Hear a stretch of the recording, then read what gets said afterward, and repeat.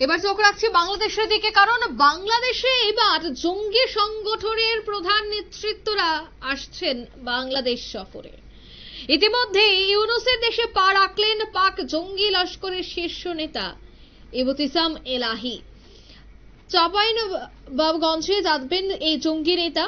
তবে জানা গেছে যে 9 থেকে 30 নভেম্বর পর্যন্ত বাংলাদেশের জেলা সফরে থাকবেন এই জঙ্গি নেতা।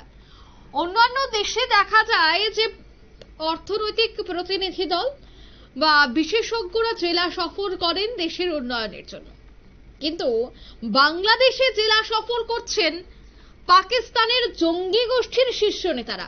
ভাবুন ইউনূসের বাংলাদেশের বর্তমানে কি পরিস্থিতি। বিস্তারিত জানবো, টেলিফোন লাইনে যুক্ত হয়ে গেছে প্রতিনিধি শেখ মনিরুল। মনিরুল, ঠিক কি জানতে পারছো? লস্করি তৈবার নেতা হাফিজ সৈয়দের ঘনিষ্ঠরা এবার চাঁপাইনবাবগঞ্জ বাংলাদেশের চাঁপাইনবাবগঞ্জে সফর করছেন। যেটা জানা যাচ্ছে যে বাংলাদেশে পাকিস্তানি লস্করে তৈবা নেতা হাফিজ সৈয়দের সঙ্গে যুক্ত পাকিস্তানি মারকাজি জামিয়াত আহলে হাদিসের সাধারণ সম্পাদক ইবতিসাম এলাহি জাহির বাংলাদেশের রাজশাহীতে অবতরণ ইতিমধ্যেই তিনি করেছেন। এটা বাংলাদেশের বিভিন্ন সংবাদ মাধ্যম দাবি করছে।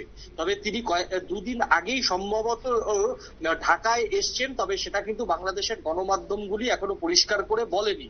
বলা হচ্ছে যে ইবতিসাম এলাহি জাহির রংপুর, লালমনিরহাট এবং নীলফামারী সহ ভারত বাংলাদেশের সীমান্তবর্তী জেলাগুলিতে জামাতে ভাষণ দেবেন। ঢাকায় পৌঁছানোর পর ভারত বাংলাদেশ সীমান্তের চাঁপাইনবাবগঞ্জ জেলার উদ্দেশ্যে তিনি কয়েকদিনের মধ্যেই রওনা হবেন।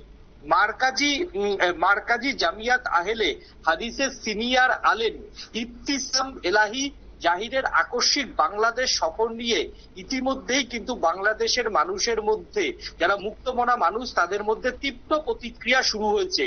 শেখ হাসিনার আমলে যে সমস্ত জঙ্গিরা বাংলাদেশের মাটিতে পা রাখতে পারেনি, আজকে ইউনূস ক্ষমতার আসার পরই পাকিস্তানের শীর্ষ জঙ্গি নেতারা এবার প্রকাশ্যেই কিন্তু তারা বাংলাদেশে আসছেন এবং বাংলাদেশের বিভিন্ন জেলাতে তারা কিন্তু যাচ্ছেন।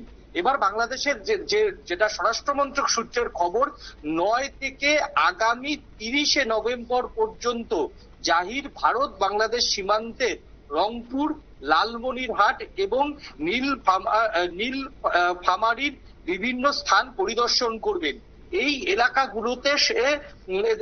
এলাকাগুলোতে আবার 16 অক্টোবর ভারতের সেনাবাহিনী এবং বাংলাদেশের সেনাপ্রধান জেনারেল ওয়াকার উজ্জামান সহ সেনাবাহিনীর ঊর্ধ্বতন কর্মকর্তারা একটি যৌথ দল পরিদর্শনে গিয়েছিলেন। তারপরই এই পাক জঙ্গির শীর্ষ নেতার এই জায়গাগুলিতে ভিজিট নিয়ে ইতিমধ্যেই বাংলাদেশের মধ্যে কিন্তু একটা আশঙ্কা তৈরি হয়েছে। দেখো, ইউনূস ক্ষমতায় আসার পরই ভারতের মাটিতে উত্তপ্ত করার জন্য প্রত্যেকদিন বিভিন্ন পরিকল্পনা করছেন। বিশেষ করে উত্তর পূর্বের রাজ্যগুলিকে উত্তপ্ত করার জন্য ইউনূস নানা রকম ফন্দি আঁটছেন। সেই ফন্দি যে একেবারেই সঠিক সেটা কিন্তু আজকে দিনের আলোর পরিষ্কার। লস্করে তৈবার শীর্ষ কমান্ডার এবং শীর্ষ নেতাকে নিয়ে ভারত বাংলাদেশ অর্থাৎ উত্তর পূর্বে অসম সীমান্ত ঘেঁষা বেশ কয়েকটি গ্রামে তিনি যাবেন। অন্যদিকে পশ্চিমবঙ্গ বাংলাদেশ সীমান্ত ঘেঁষা বেশ কয়েকটি গ্রামে কিন্তু তিনি গিয়ে ভাষণ দেবেন।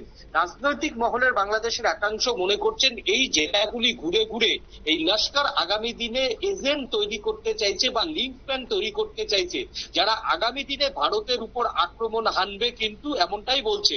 এবং 6 ও 7 নভেম্বর যেটা এখনো পর্যন্ত তার সফর, জানা যাচ্ছে যে আগামী 6 ও 7 নভেম্বর তিনি রাজশাহী জেলার বিভিন্ন জায়গায় তার কিন্তু যাওয়ার কিন্তু কথা রয়েছে।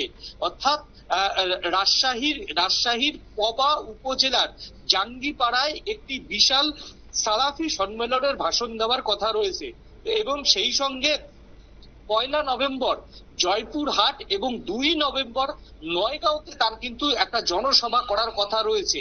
তাহলে বোঝাই যাচ্ছে যে তিনি বেছে বেছে একেবারে ভারত বাংলাদেশ সীমান্তবর্তী যে জায়গাগুলিতে সেখানে তিনি জনসভা এবং সেখানে তিনি ভ্রমণ করবেন এবং সেখান থেকে তিনি যে ভারতের মাটিতে কার্যত হাফিজ সৈয়দের যে লক্ষ্য ভারতের মাটি, তার জন্যই যে তাদের শীর্ষ কমান্ডারদের ইউনূসের আমলে একেবারে বাংলাদেশে পাঠালো, সেই কথা কিন্তু আজকে দিনের আলোর মতো পরিষ্কার।